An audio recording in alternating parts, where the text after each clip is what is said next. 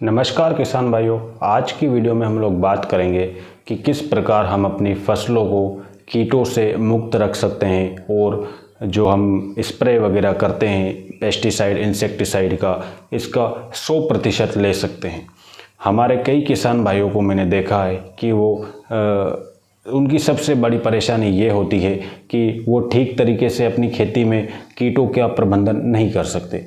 तो किसान भाइयों, ये वीडियो मैंने उन्हीं सभी किसान भाइयों के लिए बनाया है ताकि वो किस प्रकार अपनी फसलों में अच्छे से कीट प्रबंधन कर सकें, जैसे कि थ्रिप्स मच्छर हो गए और इल्लियाँ मेन। किसान भाइयों, अभी गर्मी का सीज़न चल रहा है और इसमें हमारे कई किसान भाइयों ने कई तरीके की फसलें लगाई हुई है, जैसे कि मिर्च, टमाटर, बैंगन, गिलकी, खीरा ककड़ी, तरबूज और मूंग वर्गीय फसल भी लगाई हुई है, जो तो काफ़ी बड़े पैमाने पर कई जगह पर की जाती है। तो उनमें कीटों की बड़ी समस्या रहती है। तो किसान भाइयों, किस प्रकार हम कीटों का प्रबंधन अपनी फसलों पर कर सकते हैं, इस बारे में आप आज की वीडियो में मैं कोई इंसेक्टिसाइड और पेस्टिसाइड का बारे में नहीं बताऊंगा।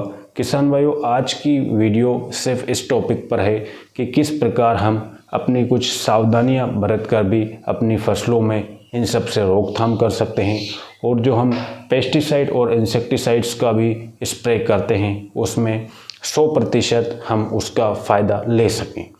कई ऐसी गलतियां होती हैं हमारे किसान भाइयों से, जिसकी वजह से जो हम इंसेक्टिसाइड और पेस्टिसाइड्स का स्प्रे भी हमारी फसलों में करते हैं, उनका भी हमें 100% रिज़ल्ट नहीं मिल पाता। तो किसान भाइयों, हमें क्या क्या सावधानी बरतनी चाहिए हमारी फसल में स्प्रे करते समय पेस्टिसाइड और इंसेक्टिसाइड्स वगैरह का, ये हम वीडियो में जानेंगे। और किसान भाइयों, खेतीबाड़ी से जुड़ी कई महत्वपूर्ण जानकारियों से जुड़ी और वीडियो देखने के लिए आप हमारे चैनल ब्राइट फार्मिंग चैनल को सब्सक्राइब करें और साथ ही वाली घंटी को दबा दें। किसान भाइयों, इसका फ़ायदा ये होगा कि खेती किसानी से जुड़ी कई महत्वपूर्ण जानकारियाँ मैं अपने चैनल पर लाता रहता हूँ और उन्हें किसान भाइयों को सही समय पर जानकारी देता हूँ। तो किसान भाइयों, इस जानकारी से आप समय समय पर अवगत रहें, इसलिए हमारे चैनल को सब्सक्राइब करना और बेल आइकन को दबाना बिल्कुल भी ना भूलें। तो किसान भाइयों, चलिए वीडियो में आगे जानते हैं। किसान भाइयों, हम अपनी खेतीबाड़ी में इंसेक्टिसाइड और पेस्टिसाइड्स का स्प्रे करते वक्त ये ध्यान नहीं रखते कि हमें किस तरीके से अपने इंसेक्टिसाइड फसल पर करना चाहिए।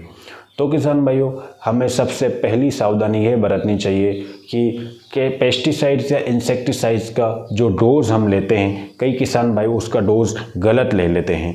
जैसे कि अगर किसी इंसेक्टिसाइड का डोज 30 ml प्रति पंप है, तो 30 पंप यानी 15 लीटर के हिसाब से उसका डोज 30 ml रहता है। लेकिन बाज़ार में कई तरीके के पंप उपलब्ध हो, जैसे कि 15 लीटर का पंप तो जो हाथ वाला चलता ही था, उसके बाद कई कंपनियों ने जो बैटरी वाले पंप जो अभी निकाले हैं, उसमें करीब 17 से 18 लीटर का भी पंप होता है। तो कई किसान भाई उसमें भी 30 ml मिला देते हैं, और कई पावर स्पेयर रहते हैं जो कि इंजन से चलते हैं, वह 25 लीटर के होते हैं।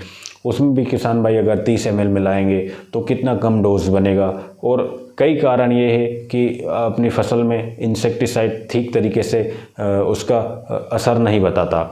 तो किसान भाइयों, ये भी आप अपने जो जहाँ से भी दवाई आप रिटेलर से परचेस करते हैं, उससे सही तरीके से एग्जैक्ट डोज पता करें, और किसान भाइयों फिर अपने पंप का कैलकुलेशन मिला के सही से उसका डोज प्रॉपर मात्रा में दें, ताकि हमारी जो फसल में कीटों का प्रबंधन हो वो ठीक प्रकार से हो सके।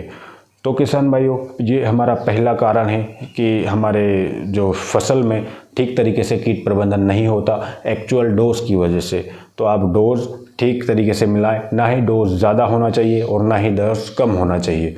कई बार किसान भाई ज़्यादा भी डोज मिला देते हैं, उससे भी हमें ठीक रिज़ल्ट नहीं मिलता। तो आप जो एक्चुअल डोज कंपनी डोज है वो पता करके अपनी फसल में दें, उससे आपको 100% रिज़ल्ट मिलेगा। किसान भाइयों, हमारे फसलों पर इंसेक्टिसाइड और पेस्टिसाइड्स का 100% रिज़ल्ट नहीं मिलता। उसका दूसरा कारण है कि हम जो स्प्रे करते हैं उसमें जो पानी मिलाते हैं वो सही नहीं मिलाते हैं।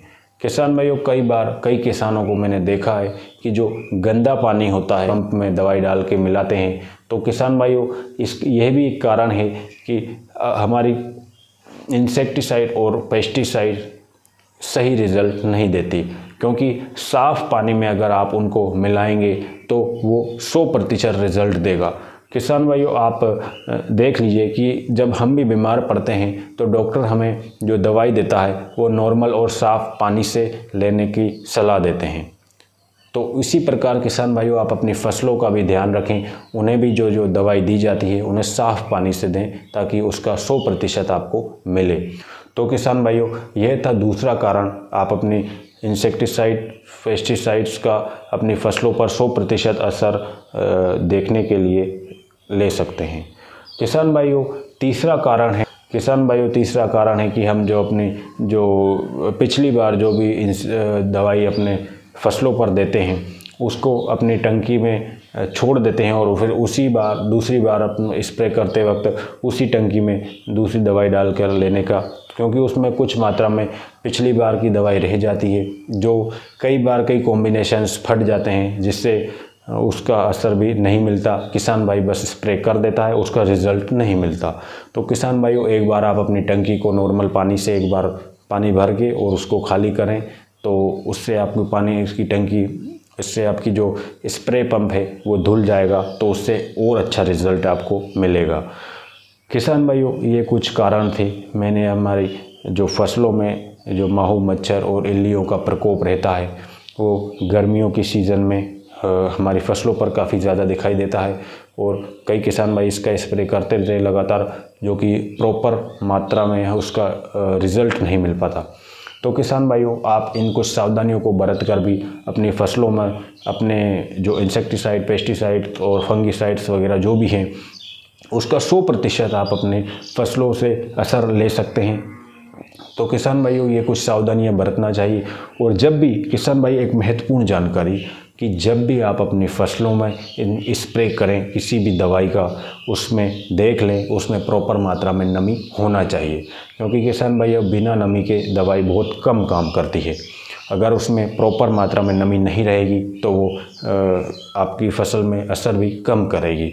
इसलिए प्रॉपर नमी रहे तभी आप स्प्रे करें, इससे आपको 100% मिलेगा। किसान भाइयों आज की वीडियो आपको कैसी लगी हमें कमेंट सेक्शन में ज़रूर बताएं। और किसान भाइयों आप ऐसी ही महत्वपूर्ण जानकारी देखने के लिए हमारे चैनल को सब्सक्राइब करें और साथ ही बेल आइकन को ऑन कर दें।